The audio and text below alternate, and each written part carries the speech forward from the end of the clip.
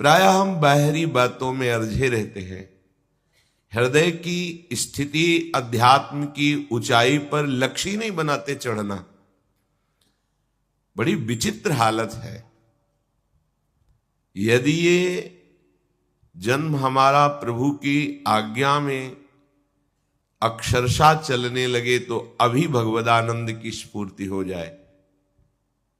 पर बड़ा भगवान की माया का विचित्र आकर्षण है कि भगवान के सन्मुख वो भगवान से भगवान की माया ही चाहता है।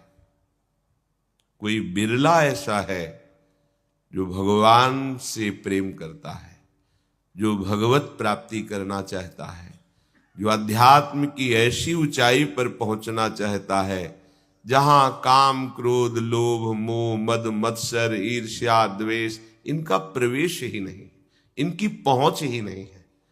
कितना उस हृदय में आनंद होगा जिसमें कोई कामना नहीं है, कोई द्वंद्व प्रभावित नहीं कर पा रहा। और यही तो प्राप्त करने के लिए हमें मानव देह मिला है। पीछे के पद में भगवान ने भक्त्या युक्तः शब्द का प्रयोग किया था। भक्ति युक्त, भक्ति प्रभु के सिवा अन्य कोई हमारा प्रिय न रह जाए, यह है भक्ति की कसौटी। ज्ञान की कसौटी, आत्मरति के सिवा और कहीं रति न रह जाए। आत्मावान, आत्मरति, आत्म क्रीड़ावान। बात एक ही है।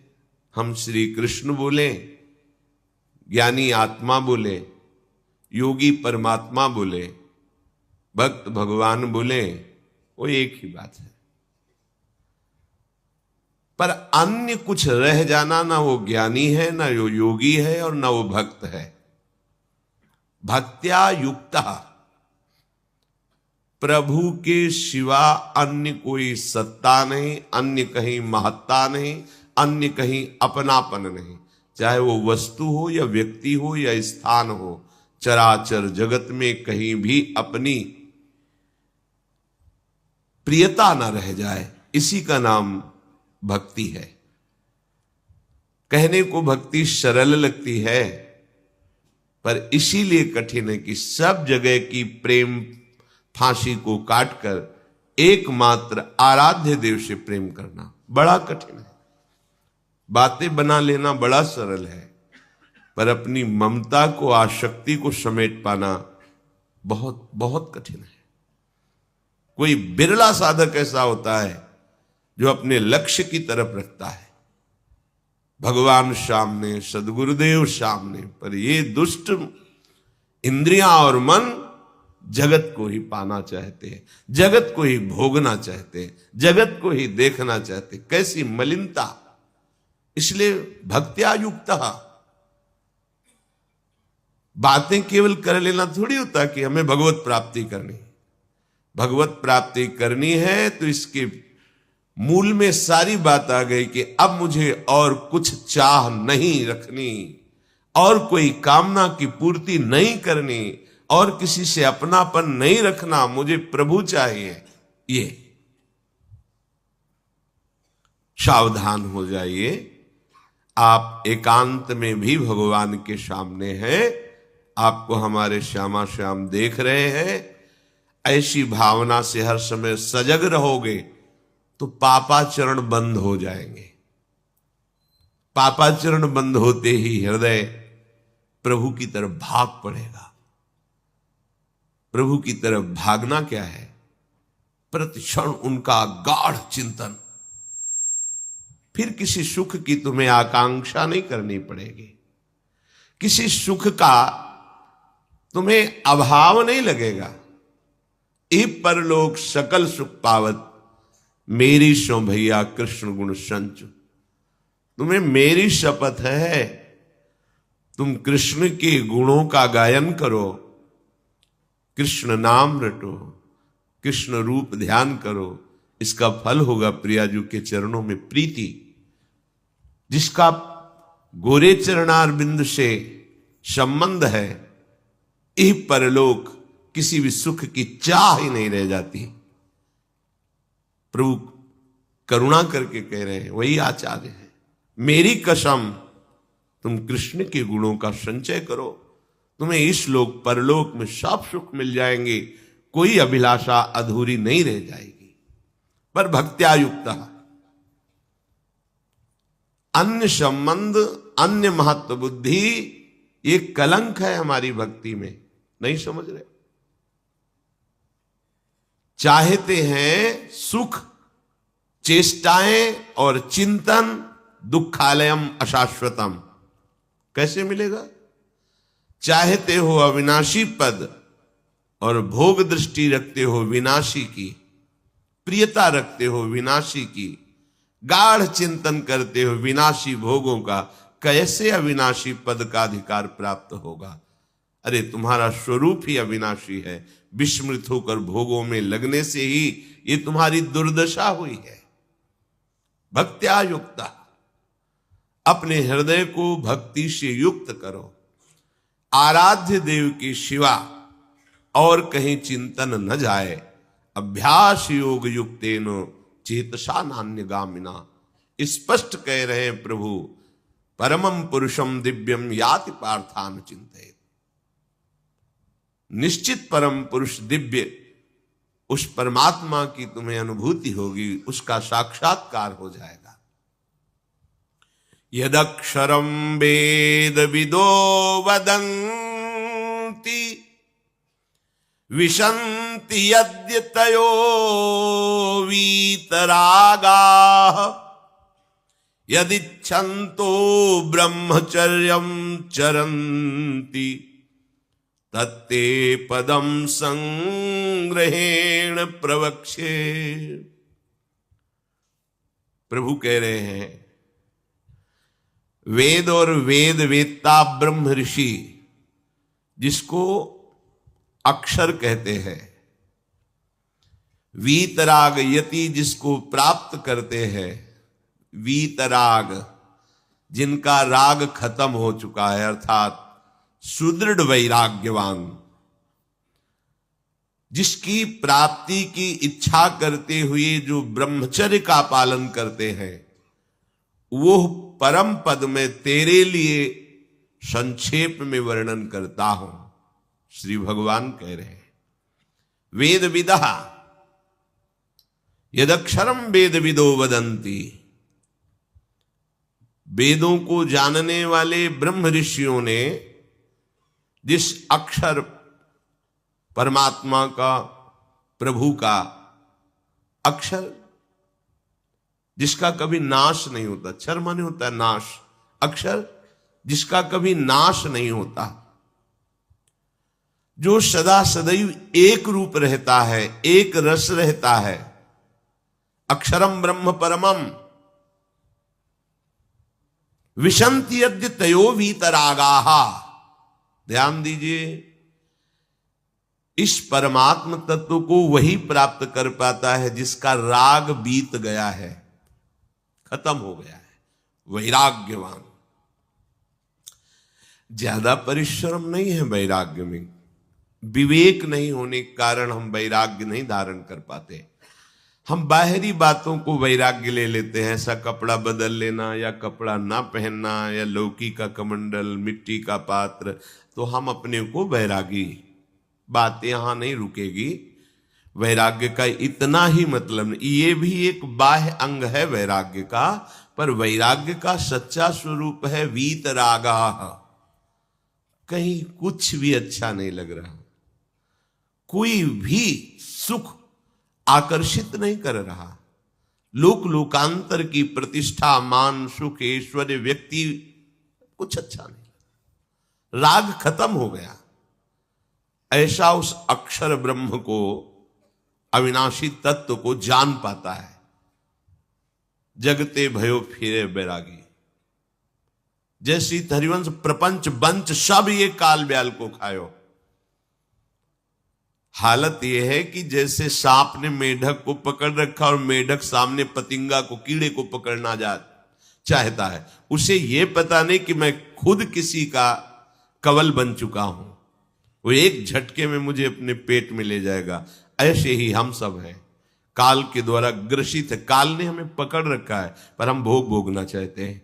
हम नाना प्रकार की मान प्रतिष्ठा पाना चाहिए। ये पता नहीं एक झटके में हमारा अस्तित्व ही खत्म हो जाएगा। जिनके अंतःकरण में किसी भी व्यक्ति, वस्तु, स्थान, पद, प्रतिष्ठा का राग ही नहीं रह गया है, उसे कहते हैं वैराग्यवान। वीतरागाः, राग ही नहीं है। जिनका अंतःकरण निष्पाप निर्मल हो चुका है, जिनके हृदय में केवल भगवत प्राप्ति की उत्कट लालसा जागृत हो गई है, ऐसा साधन संपन्न उपासक परमात्म तत्व में प्रवेश पाता है। अध्यात्म मार्ग की ऊंचाई पर वो स्थित हो जाता है। यदि छंतु ब्रह्मचर्यम चरंती, जिनकी इच्छा एकमात्र भगवत प्राप्ति की है, यदि छंतो, तो उनको क्या करना होगा? ब्रह्मचर्यम चरंती, ब्रह्मचर्य का पालन करना होगा। प्रत्येक इंद्रियों का निर्विषय हो जाना वास्तविक ब्रह्मचर्य है। केवल जनेन्द्रिय से ही ब्रह्मचर्य को नहीं लेते। हमारी प्रत्येक इंद्रिय भोगों से रहित होकर भगवत अनुराग में, नेत्र प्रभु को देखना चाहते हैं, त्वगेंद्री प्रभु को स्पर्श करना चाहती है, घ्राणेन्द्री प्रभु के श्री अंग की गंध पाना चाहती है, श्रवणेन्द्री प्रभु के वचन सुनना चाहती है। एक एक इंद्रिय अपने प्रभु में लग गई, अंतर्मुख हो गई, बाहर विषयों का त्याग हो गया। इसे ब्रह्मचर्य कहते हैं। पर प्रारंभिक ब्रह्मचर्य में जनेन्द्रिय का ब्रह्मचर्य अत्यंत आवश्यक है। यदि जनेन्द्रिय जन्य व्यभिचार दोष से युक्त है तो कदापि उसे भगवत प्राप्ति नहीं हो सकती। शुभ गति व्यभिचारी शुभ गति चाहे, असंभव। और भगवत मार्ग में सबसे बड़ा दुश्मन यही व्यभिचार दोष है, काम। इसी से हमारा हृदय मलिन होता रहता है, अंधा बटे और पड़ा चबाए वाली दशा रहती है। हमें 50 वर्ष हो गए। अरे 50 जन्म हो जाए, तुम व्यभिचार करो, गंदी बातें करो, गंदे चिंतन करो, सो समय व्यतीत कर, अनंत जन्म व्यतीत हो गए, भगवत प्राप्ति हुई क्या? 50 वर्ष से भगवत प्राप्ति हो जाएगी क्या? 5 मिनट काफी है भगवत प्राप्ति में। एक बार नाम काफी है। वो स्थिति तो लाओ।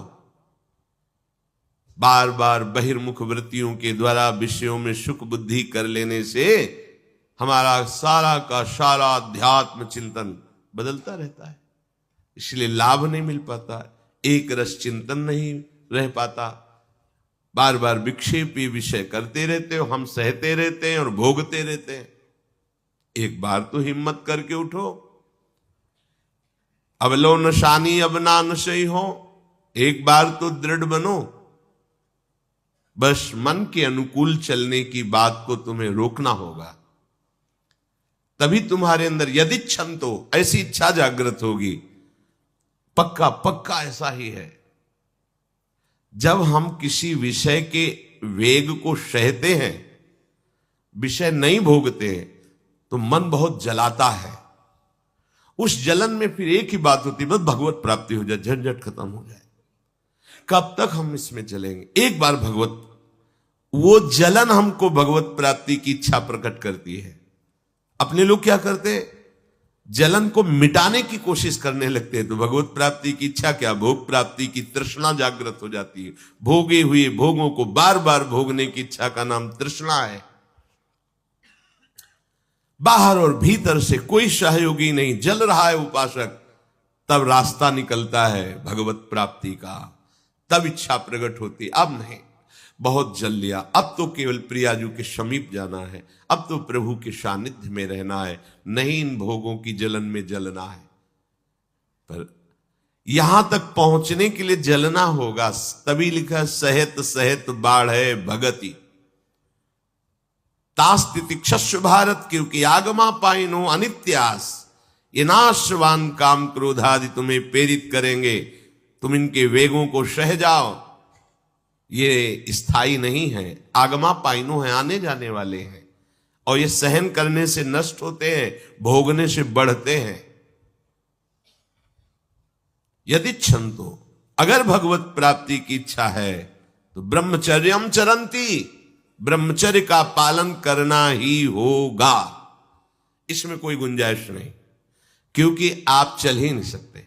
ध्यान से सुन लो, ये मनोरंजन का मार्ग नहीं है, इसमें मन ही मार तनहारिक वृंदावन में गाज, इसमें मन मारना होगा। प्रायः ये मन को दुलार करने वाले लोग कभी भाग्य से सत्संग में भी आ जाते हैं, कभी श्री विग्रह के दर्शन करने भी मंदिर पहुंच जाते हैं, कभी तीर्थ याटन भी करते हैं, पर इनका कोई लक्ष्य नहीं होता। आज सुन लिया सत्संग, बढ़िया है, लक्ष्य नहीं होता। यहां लक्ष्य वालों की बात हो रही। यदि छंतो, यदि तुम्हारी ऐसी इच्छा जागृत हो रही किसी जन्म में भगवत प्राप्ति करनी, तो ब्रह्मचर्यम चरंती, आप सच्ची मानिए, जिसके निकालने में तुमको सुख की अनुभूति हो रही, उसको रोकने में कितनी सुख की अनुभूति होगी। उन्मत्त हो जाओगे, बहुत जल्दी आपके सारे के सारे करण भगवदाकार होने लगेंगे यदि आप ब्रह्मचर्य का पालन करेंगे। शरीर स्वस्थ, हल्का, मन प्रसन्न, नींद आदि पर विजय, कितने गुण ही गुण। और ब्रह्मचर्यहीन आलस्य, प्रमाद, भोगों का चिंतन, मन का डिप्रेशन में पहुंचना, कमर में दर्द, टांगों में दर्द, सर में दर्द, घबराहट होना, बिना किसी कारण के मन भयभीत हो रहा है, भोजन अपच हो रहा है, बिना किसी प्रक्रिया के वीर नाश हो रहा है, बिना किसी प्रक्रिया के। काहे को मृत्यु स्वयं स्वीकार कर रहे हो, ये मृत्यु है। चाहे भगवान दत्तात्रेय जी बोल रहे हो या भगवान कपिल देव जी बोल रहे हो, जब उपासक को संबोधन करते हैं भगवत प्राप्ति के लिए, तो कहते हैं कि इस भोग वृत्ति को साक्षात मृत्यु रूप देखो, ये मृत्यु है तुम्हारी। जब शरीर राग त्यागना है तो तुम शरीर से भोग भोगोगे तो आसक्ति शरीर की पुष्ट होगी, आसक्ति भोग सुख की पुष्ट होगी, है नहीं। कितने दिन शरीर रहेगा, कितने दिन भोग रहेंगे। विचारवान बनो, ब्रह्मचर्यम चरंती, ब्रह्मचर्य का पालन करो। उपासक जो ब्रह्मचारी होता है उसका खिला हुआ चेहरा रहता है, जैसे कमल खिला हुआ, बिना किसी कारण के उसकी मुख मुद्रा में प्रसन्नता होती है। जो ब्रह्मचर्यहीन होता है बुझा हुआ चेहरा होता है, तेजहीन, बिना किसी कारण के वो शोकग्रस्त लगता है। बैठा है, आपको लग रहा है शांत है, लेकिन आप चेहरे को देखो, वो एक शोकग्रस्त है, कुम्हलाया हुआ चेहरा, अशांत चेहरा, मुख प्रसन्न, तन तेज विराजा। यह है ब्रह्मचर्यम चरंती, भगवत आराधन संपन्न उपासक का। जैसे आग में पैर रखते हुए कोई चले तो कैसे चलेगा, ऐसे ही ब्रह्मचारी की पहचान है। इतनी स्फूर्ति उसके अंदर होती, जैसे आग में चलने वाला पूरा पैर नहीं रख पाएगा, अगला कदम रख देगा क्योंकि ताप लग रहा है, ऐसे उसकी स्फूर्ति होती पैरों में। उसकी आंखें एकाग्र रहती है, चंचलता इधर उधर या बार बार झपकना, यह विषयी पुरुष का लक्षण है। बार बार पलक झपकना, यह विषयी पुरुष का लक्षण है। इधर उधर ताक झांक, चंचलता, ऐसा बैठे तिनका तोड़ रहा है, पैर हिला, ये सब विषयी पुरुष के लक्षण है। ये तो बिल्कुल साधारण स्पष्ट दिखाई देता है आदमी विषयी है या ब्रह्मचारी, एक सेकंड में लक्षण होते हैं। आपको जब भगवत मार्ग का अवसर मिला है तो गृहस्थ हो, संतान हो गई, ब्रह्मचर्य से रहो। नहीं चाहिए संतान तो भ्रूण हत्या, गर्भ हत्या जैसे महापाप करने की क्या जरूरत है। उसी वीर से संतान उत्पन्न होती है जिसको आप नष्ट कर रहे हो। जिसको आप ऐसे पानी में बहा रहे हो, व्यर्थ फेंक रहे हो, तो उसको भ्रूण हत्या का पाप लग रहा है, तो तुमको पुण्य लग रहा है, वीरपात कर रहे हो तुम्हें भी वही हत्या लग रही है, क्योंकि उसमें वही जीवात्मा है जो मां के गर्भ में जाके बालक रूप धारण कर लेती है, उसको तुम नष्ट कर रहे हो। पर बुद्धि भ्रष्ट हो गई है, समझ में नहीं आता, व्यर्थ में वीरपात करते हो, व्यर्थ में। तुम्हारा भजन बनेगा, तुम अध्यात्म के योगी बनोगे, मजाक है अध्यात्म का मार्ग। होश में हो जाओ, ये मन के दुलार को बंद करो। जब तक इच्छा ही नहीं भगवत प्राप्ति की, तो फिर तुम कैसे भगवत प्राप्ति कर पाओगे? भगवत प्राप्ति की इच्छा कैसे होगी जब तुम्हारी इस तरह से निंदनीय वृत्तियां हैं? इंद्रियों को दुलार कर रहे हो, मन को दुलार कर रहे हो, भगवत प्राप्ति चाहते हो, आचरण नीच और चाहते हो उच्च पदवी। सावधान हो जाओ। यदि क्षंतो ब्रह्मचर्यम चरंत, ब्रह्मचर्य बहुत बहुत आवश्यक है, सबके लिए आवश्यक है, स्त्री पुरुष सबके लिए आवश्यक है। आप उसको केवल भगवत प्राप्ति से ही मत समझिए। अरे जीना है तो ब्रह्मचर्य की आवश्यकता है, स्वस्थता की आवश्यकता है, प्रसन्नता की आवश्यकता नहीं। मरा हुआ जीवन, रोज सुबह शाम निकल रही, रोज जीवन जा रहा है, किस काम का जीवन? गया गई, रात्रि गई, दिन गया, समय जा रहा है। तुम्हारा उद्देश्य क्या है? तुम्हारे हाथ क्या लग रहा है? क्या प्राप्त कर रहे हो? विचार ही नहीं रह गए, विवेक ही नहीं रहे, पशुवत बस ऊपर चमड़ी में सुंदरता का लेप करके और मलमूत्रों के भांड में प्रियता करके पूरा जन्म नष्ट कर देना। कैसी धिक्कारमयी बुद्धि हमारी है। जहां हमें मुक्त होना चाहिए वहां मांग क्या रहे? कोई बिरला ही मुक्त होना चाहता है, वो बिरला वही होता है वीतरागाहा, जिसका राग नष्ट हो गया है, वो वैराग्यवान चाह करता है भगवत प्राप्ति की।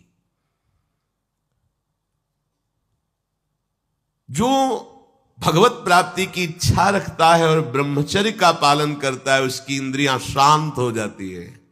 सिद्धांत समझो, खूब भगवत भजन करो, चाहे गृहस्थ हो चाहे विरक्त। संतान उत्पत्ति की आवश्यकता है तो ब्रह्मचर्य नष्ट करो, नहीं तो गृहस्थ में भी ब्रह्मचर्य रहा जा सकता है। हर समय थोड़ी तुम्हारे अंदर विकार रहता है। बहुत सात्विक गृहस्थ हमने दर्शन की, बहुत सात्विक। पर अब तो ऐसा देखना सुनना बोलना खाना पीना हो गया है कि ब्रह्मचर्य तो एक स्वप्न जैसी बात है, कोई इसे धारण ही नहीं करना चाहता। उसका कुपरिणाम सब भोग रहे हैं, सब भोग रहे हैं। नई अवस्था है, पता नहीं चलता है कि इसका जीवन का क्या उद्देश्य है, जीवन क्या है, समझ में नहीं आ रहा। मतलब कोई बाहरी संसारी हो तो चलो, बेचारे को मार्ग नहीं पता है, रोज सत्संग सुनते हैं, उनको यह पता नहीं कि मेरा उद्देश्य क्या है। अभी तक कैसे यही समझ में नहीं आता, उद्देश्य क्या है तुम्हारा? भोग उद्देश्य है तो नाटक क्यों कर रहे हो? जाओ मरो जाके भोगों में। अगर योग उद्देश्य है तो फिर चूक क्यों कर रहे हो? आगे बढ़ो। संपूर्ण इंद्रियां शांत हो जाती उसकी जिसके अंदर भगवत प्राप्ति की इच्छा और ब्रह्मचर्य पालन। शब्द याद करो, ये शास्त्र है। यही तो हम चाहते हैं, इंद्रियां शांत हो जाए, यही चाहते हैं हम। भोग नहीं चाहते हम सब। हमारी इंद्रियों में जब वेग आता है तो हम परेशान हो जाते हैं, ये कैसे शांत होंगी? तो पूर्वाभ्यास रहा है, यही रास्ता रहा है कि जब वेग आवे तो इंद्रियों से भोग करो तो शांति मिल जाएगी, ऐसा। और ये उल्टा है, त्यागात शांतिरंतरम। भोग का वेग आए, सह जाओ तो शांत हो जाओ। पर उल्टा बात हमारी बुद्धि सिखाती है कि भोगों को भोगो तो शांति मिल जाएगी। और भगवान कह रहे जिन्होंने रचना रची इंद्रियों की और भोगों की भी, वो कह रहे त्यागात शांतिरंतरम। तुम उनका त्याग कर दो तो शांति को प्राप्त हो जाओगे। चाहते हम शांति ही है, पर हमारी दुर्दशा है। एक आदमी गंगा के किनारे शांत बैठा, गंगा की तरंगों में आनंद ले रहा था। उसका मित्र आया, वो कैसे बैठे हो? शांत बैठे। अरे नहीं भाई, कुछ करना चाहिए। वो चुप, बोलो ना, कुछ करना चाहिए। करने से क्या होगा? कुछ करोगे तो पैसा मिलेगा, पैसे से क्या करेंगे? भोग सामग्री लेंगे। भोग सामग्री से क्या करेंगे? भोगेंगे। भोगने से क्या होगा? शांत हो जाएंगे। बोले तुम्हारी गलत बात है, भोगों से शांति तो प्राप्त नहीं होती। मैं अभी शांत बैठा हूं और तुम मुझे अशांति की प्रेरणा दे रहे हो कि कुछ करो, धन मिलेगा, उससे भोग मिलेगा और भोग के बाद शांति मिलेगी। ऐसा कभी हो ही नहीं सकता। भोगों के भोगने से अशांति और तृष्णा पैदा होती है। बस ऐसा ही मेरा मित्र मन है, ये सिखाता है, यही सिखाता है। हम शांत बैठना चाहते हैं, ये मुझे अशांति के मार्ग में लेकर शांति दिखा रहा है। संभालो संभालो। सबसे चूक हो सकती है, चूक को संभाल ले वही साधक है। अगर चूक ना हो तो साधक थोड़ी हो, तो सिद्ध है। साधक का शब्द ही है कि वो साधना कर रहा है, उससे चूक हो सकती है, पर वो चूक पुनरावृत्ति में नहीं आनी चाहिए। एक बार चूक हो गई, संभाल लिया। भगवान उस चूक को चूक ही नहीं मानते जो संभाल ली जाए। जो बार बार पुनरावृत्ति की जाती है वो अपराध है, वो दंड है, उसको भोगना पड़ेगा। कोई और दंड नहीं देगा। वही क्रिया, वही चेष्टा तुम्हें जला देगी, तुम्हें अशांत कर देगी। एक क्षण की चेष्टा पूरे जीवन भर के लिए तुम्हें जलन पैदा कर सकती। पूरे जीवन एक चेष्टा तुम्हें विमुख कर सकती है, पूरा जीवन बर्बाद कर सकती है। तत्ते पदम संग्रहेण प्रवक्षे, ये समस्त साधनों का आखिरी फल है। जब कोई भगवत प्राप्ति की इच्छा करके ब्रह्मचर्य, ये बहुत खास बात है, बैठा लीजिए आप सब। ब्रह्मचर्य की अत्यंत आवश्यकता है। बिना ब्रह्मचर्य के अध्यात्म की चढ़ाई पर नहीं चढ़ सकते हैं। आपको परेशानी इसलिए होती कि आप उसी का चिंतन करते हैं। चिंतन छोड़ दीजिए, अभ्यास के द्वारा ऐसा चिंतन कीजिए। ऊपर प्रभु ने वर्णन किया, अभ्यास योग युक्तेन चेतसा नान्यगामिना।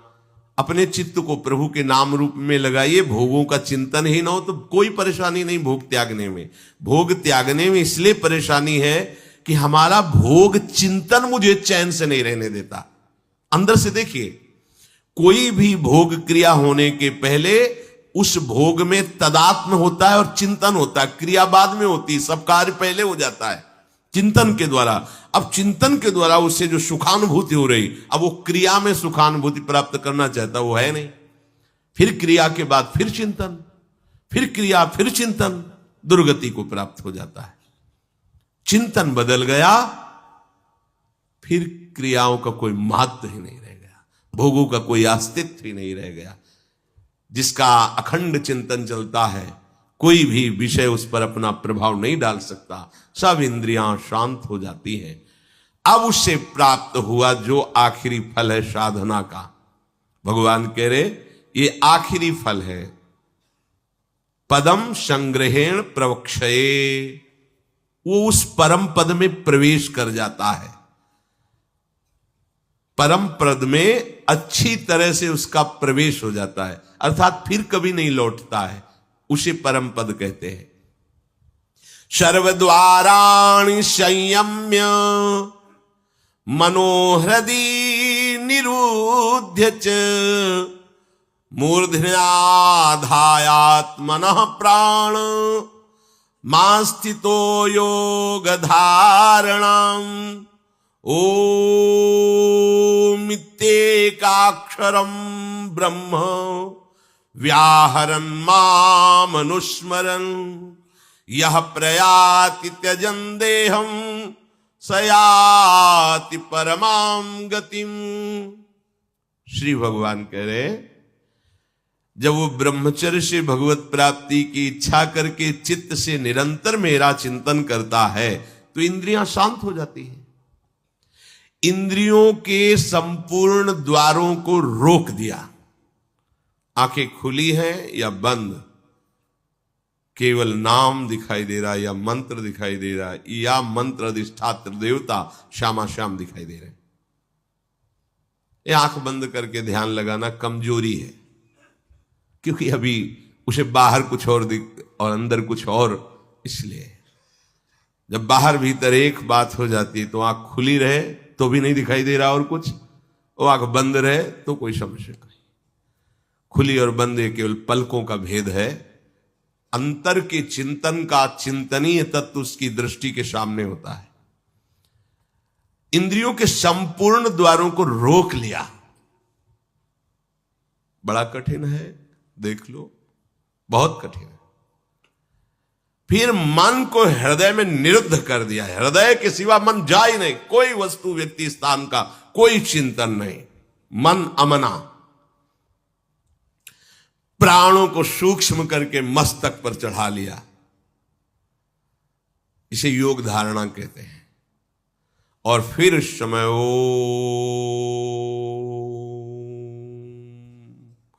ये भगवान का नाम है ओम, ये ब्रह्म स्वरूप है। इसी से वेदों का प्रादुर्भाव हुआ है। वेदों का जनक है प्रणव, ओम, आ उमा, इन्हीं से वेदों का प्रादुर्भाव हुआ है। बड़ी महिमा है ओम की, उद्गीत। एक अक्षर ब्रह्म का मानसिक चिंतन करते हुए माम अनुस्मर, मेरा स्मरण करते हुए वो जब शरीर छोड़ता है तो सीधे परम गति को प्राप्त होता है। आप घबरा जाएंगे नहीं? घबरा जाएंगे ना ये बात सुन के? समस्त इंद्रियों को रोककर, मन को हृदय में निरुद्ध करके, प्राणों को इतना सूक्ष्म कर लिया है कि ब्रह्मरंध में स्थापित कर दिया, और ओम उच्चारण करते हुए ब्रह्मरंध फटा, परम गति को प्राप्त हुआ। ये है शुद्ध परम योगी की गति। इसलिए महाप्रभु हरिवंश चंद्र जो बिल्कुल सरल बात कह रहे हैं और उसके साथ साक्षी भी दे रहे हैं कि ये मैं ही नहीं कह रहा हूं, ये बड़े बड़े महापुरुष कह रहे हैं।